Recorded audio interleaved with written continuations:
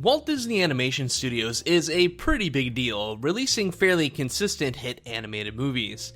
Of their most recent ones, you might recognize Big Hero 6, Zootopia, and Moana.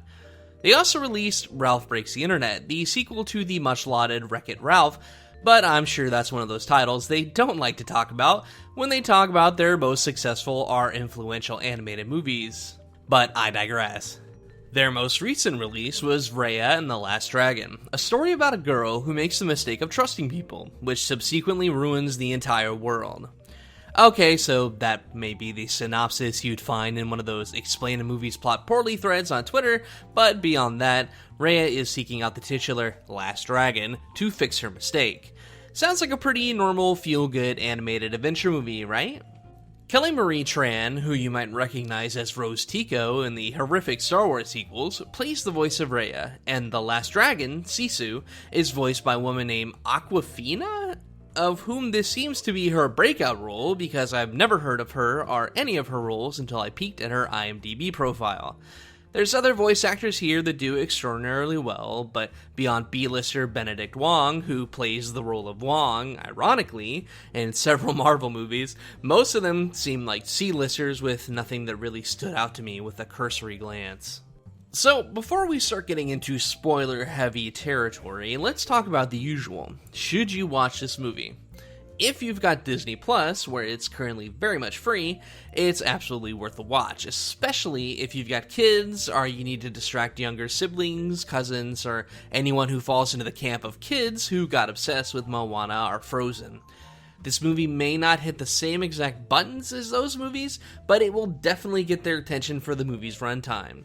Beyond that, the animation, voice acting, and music are all spectacular, and if you have even the slightest interest in watching, you might as well add that notch to your movie watching belt.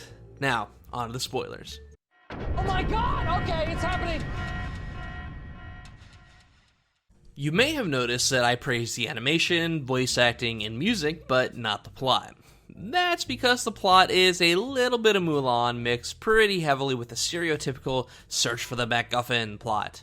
Obviously, it's not a perfect parallel to Mulan, but I sure got those vibes when Sisu shows up about 20 minutes into the movie and fills the role of the fast-talking but well-meaning Mushu type to the strong warrior girl Mulan type that Raya is.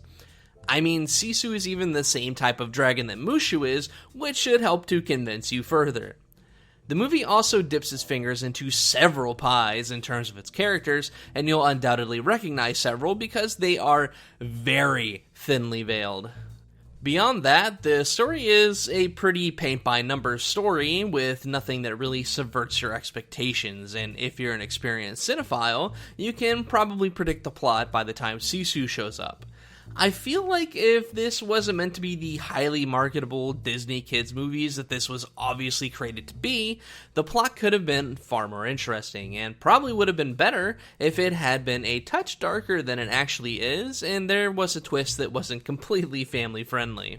Still, if you walk into Raya and the Lost Dragon with low expectations, it's a solid movie that kids can definitely get attached to for a short time, but the complete lack of catchy musical numbers a la Frozen's Let It Go or Moana's How Far I'll Go completely dooms this movie because the kids have nothing to really latch onto for repeat viewings, and the lesson here for kids to learn can be summed up as essentially, there's power in trusting people, even the ones that hate your guts. Which I'm not sure is the best lesson for kids to be learning, but maybe I'm just a bitter, cynical old man now.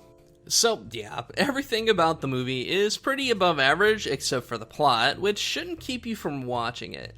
I watched it with my nephew, and I don't regret it. He had a lot of fun, and while the story is fundamentally flawed by doing a poor job of making you care about a lot of the characters outside of Raya, Sisu, and Baun, the other characters are pretty clearly supporting cast anyway, and it was probably a bit difficult to squeeze all that in there.